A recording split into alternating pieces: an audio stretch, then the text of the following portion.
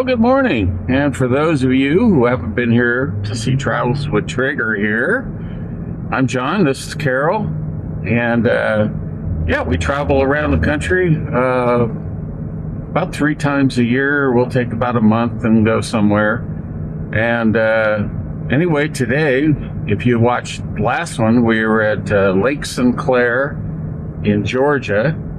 Not far out of Macon. In fact, we're going to go through Macon, Georgia this morning. Yeah, got some drone shots and a little smoke on the water again like we had yesterday, and some fishermen out there. So we're on our way to Andersonville, the National Historic Site, the Confederate prisoner of war camp. Pretty notorious, although I would say that pretty much any prisoner of war camp, when you really look into it, is pretty notorious.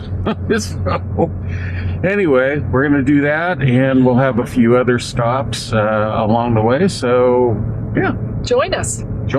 Come along. We'll see you later on the road or at Andersonville. All right. Well, we're here at Andersonville National Historic Site.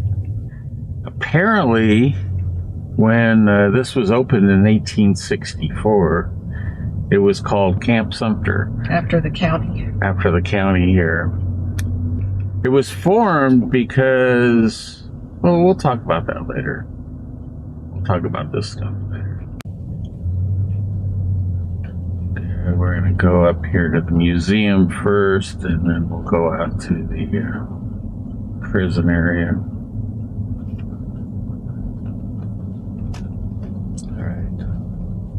The way they've done the visitor center is pretty cool.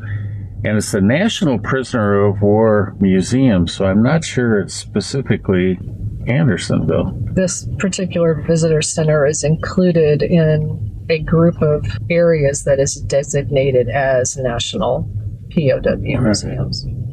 Yeah, it's kind of done like a prison or something. Mm-hmm. All right, well, we'll see you guys on the inside. There's the museum. I'm going to go in. Carol will stay with the dog. And I'll see you as we get up closer. Okay, this talks about the museum. Again, stop and read as you'd like.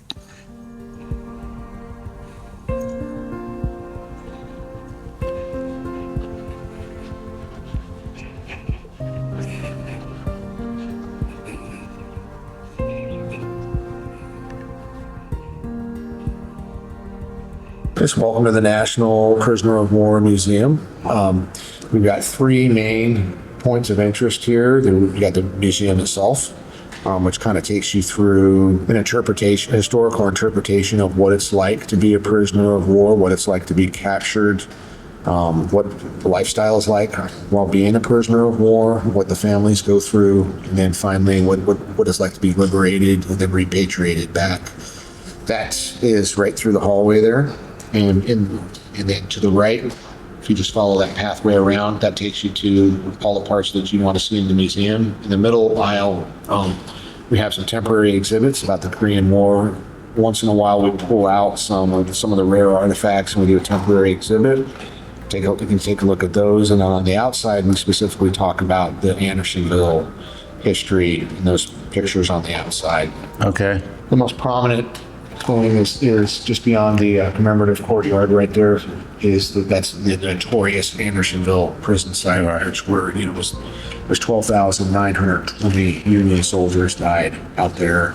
So there's a tremendous loss of life. There's a very tragic site. What I recommend you do in order to experience it the best is to get that QR code there on your phone. Okay. Then there's a player that'll pop up.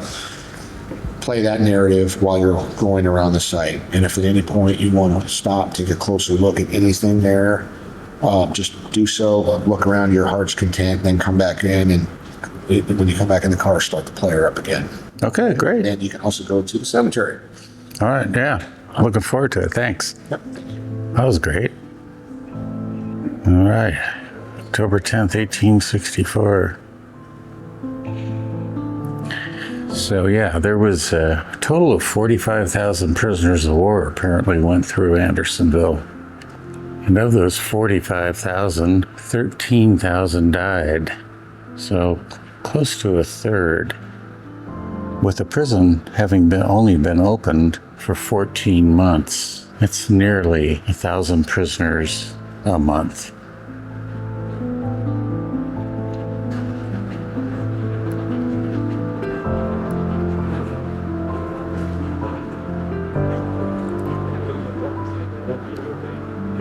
It says 153 civilians have been known to imprisoned at Andersonville. Most were Teamsters or contract workers for the Union Army.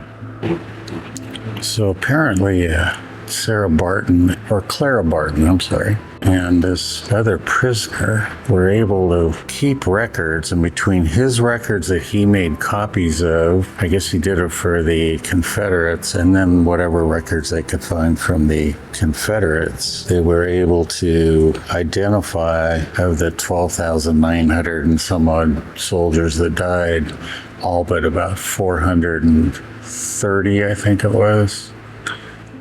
Yeah, it was this Dorrance Atwater had kept records himself of the various soldiers that were buried here. So like I said, it wasn't, Andersonville was terrible, but so were some of the Union prisons. I don't say that from a political standpoint, but it's just a fact of war, or fact of life, that these prison camps just didn't have the supplies and stuff. And then if you had a bad commandant, and apparently the guy, Andy, that ran the camp, this captain guy, is the only Confederate officer ever executed for war crimes. And apparently he used, fear, withheld food, and even death to get compliance from the prisoners. And he was hung in Washington, D.C. And then the Daughters of the Confederacy erected a statue in his honor, and I believe it's in the town of Andersonville. Oh, this is cool. These photos show Frances Cleland in the traditional dress of a woman and in the uniform of a trooper in the cavalry of the Missouri militia. Where she served in battle is not known. It's great. More than 100 prisons during the Civil War. Now, the thing with Andersonville is that it was formed in 1864 because I think it was Sherman had moved into Richmond. And so they were been keeping prisoners there, and they needed to move them to a more secure place. So they moved them here to Andersonville. And the reason the prison only lasts 14 months was that then Grant moved into Atlanta. So they moved the prisoners that were left at that time into South Carolina, I think, and maybe North Carolina prisons.